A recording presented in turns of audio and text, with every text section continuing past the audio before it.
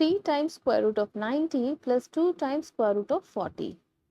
How do we add these radicals? To add these radicals, first we will have to simplify the radicals.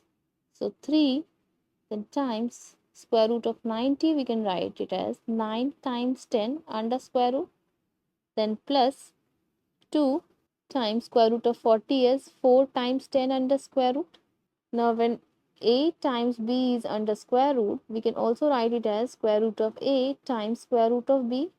So it will be 3 times square root of 9 times square root of 10 plus 2 times square root of 4 times square root of 10, or 3, then square root of 9 is 3, so times 3, then square root of 10 plus 2, then square root of 4 is 2, then square root of 10, 3 times 3 is 9, so 9 times square root of 10 plus 2 times 2 is 4 times square root of 10.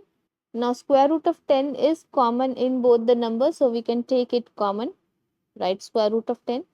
Now 9 times square root of 10 divided by square root of 10 will be 9, so we write 9 here, plus 4 times square root of 10 divided by square root of 10 will be 4, so we write 4 here, parenthesis closed.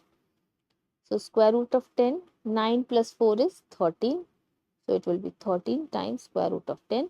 This is how we add radicals. How did you solve it? Let me know in the comment section. Thanks for watching.